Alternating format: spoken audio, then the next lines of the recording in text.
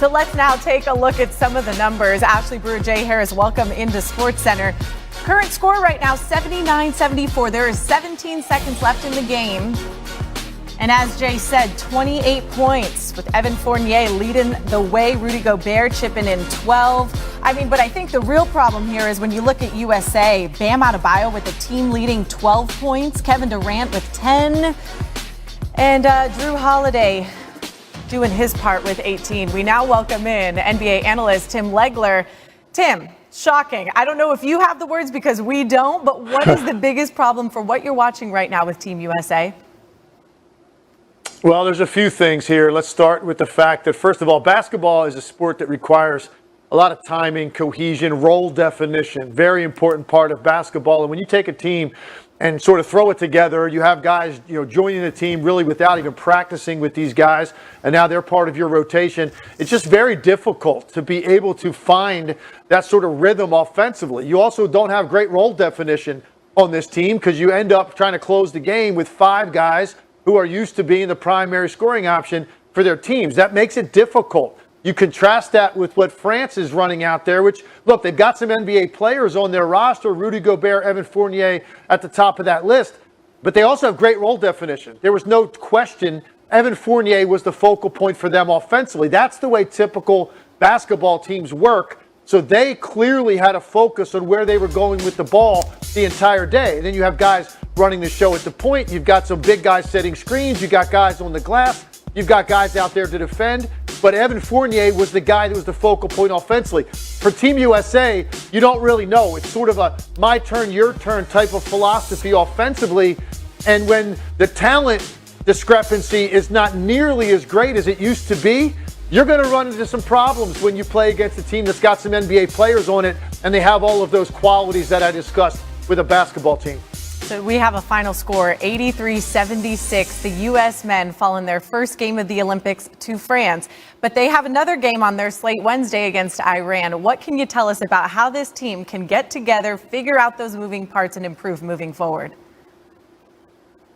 Well, look, one of the things they have going for them, obviously, they're always going to rely on. They've got more talent than any team, obviously, in the Olympics. But each and every day, they're going to get better the longer they're together. So this is certainly not the way you wanted to start this out. And I think they're going to say all the right things afterwards about, hey, the world is caught up and these teams have NBA players on them. I get it. But they're so much more talented. If they had more time together, collectively, the entire group, I don't think you're going to see this result today. So they're going to get better each and every game in this tournament. This, in a lot of ways, could be a good thing for them. It could be a wake-up call and make them understand the attention to detail that you have to have. Their defense, the first 6 minutes of the fourth quarter, was really the only sustained spurt of desperation that I saw out of Team USA, and that's when they jumped out and built a big lead. The problem was they couldn't close the deal because they fell in love with the three-point shot down the stretch of this game, and France did a great job executing, getting the ball where they needed to. So they weren't able to close the deal, but I do think they're going to get better each and every day that they are together. So that's the good news for them. Let's see what they can learn from this because they should feel a sense of embarrassment about this. I don't care who you're playing. If you're Team USA, you're expected to win the gold medal. There should be a sense of embarrassment about the loss, and hopefully that requires them to dig a little bit deeper on both ends of the floor as they go forward. Hey, Tim, this is Jay. This team was put together with this game in mind because Rudy Gobert just destroyed them inside last time they played. They put together this team with a whole lot of shooters. They were going to three-point them to death. If this team can't shoot threes and make perimeter shots, what then? Well, they're going to have to rely on their defense. I've always felt Team USA, for the most part, ever since the original Dream Team in 1992, when we put pro players in this, their defense is really what can separate them. No one can match their quickness, their length, their ability to help and recover, to close out to the three-point line, to get back in transition. No team can compare to Team USA athletically. And ultimately, that is where they're going to have to rest. And sometimes that's difficult when you put together basically an all-star team. You have so many guys that are so used to being the primary scoring option that understanding that you might have to go 4 or 5 minutes and not get a great touch, but you still have to go down the other end and dig into people defensively. Sometimes these guys aren't used to that concept. And that is something they're going to have to learn, because you look at the balance that Team USA had, and balance isn't always a great thing, Jay. We talk about it a lot in basketball. It's not always a great thing, because I think sometimes it indicates you don't know necessarily what the pecking order is offensively. That's what normal basketball looks like. Any team put together that's not an all-star team, you have a pecking order. Option A, B, and C, start with that, and then everybody else fills in a role. That's not necessarily the case with a team like this. They've got to sort through all of those things and see who is going to be the focal point, particularly in tight situations. If you go and take a look at the last 4 or 5 minutes of this game, everything was a desperation three-point shot. It seemed like they forgot that there's a mid-range, there's an ability to beat people off the dribble and get to the rim. They fell in love with that three, and ultimately it cost them, because nobody was really in rhythm when you have that kind of balance. It's just a handful of shots for each guy. Contrast that with Evan Fournier in France. I mean, that guy had the ball in his hands the entire game. He got into a rhythm, and as a result, USA loses their first game. I mean, as you look at the numbers right there, Devin Booker, 4 points. Of course, these guys, some of them coming fresh off the plane from the NBA Finals. We saw him putting up 40 points in the finals. So you have to think this is a wake-up call. Maybe they just needed a little kick to get things going.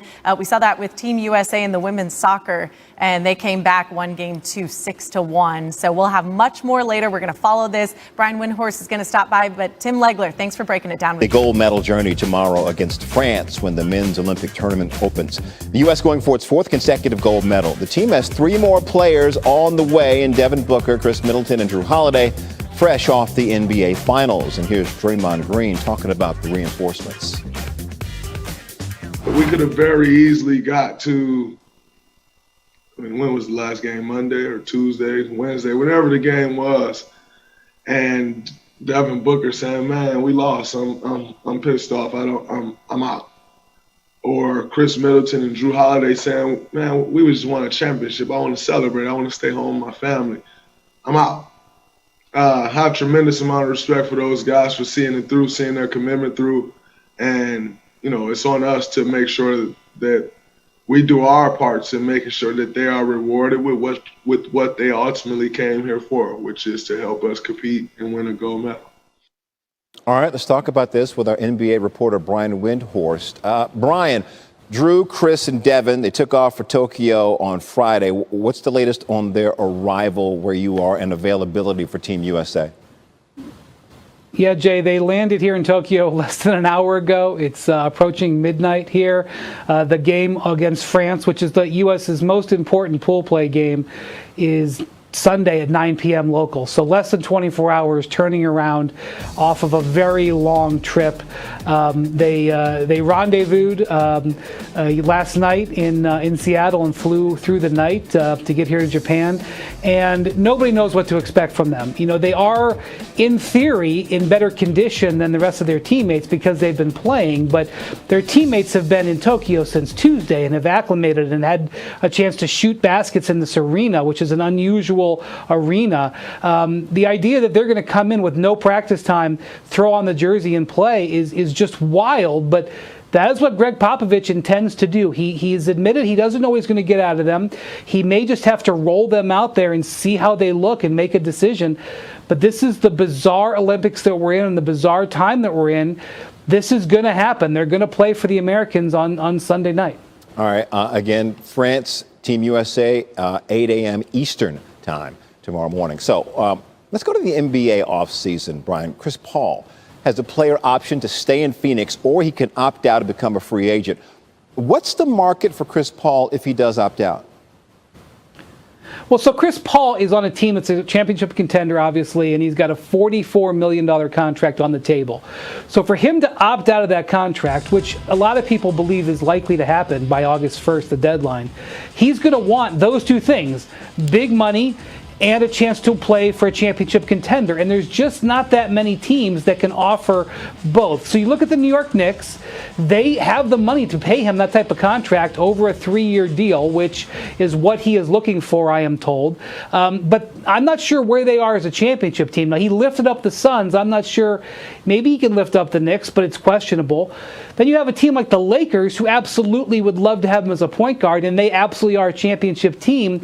But it would take all kinds of smoke, mirrors, and sign-in trades to get him anywhere near that type of salary, even if they're able to guarantee him a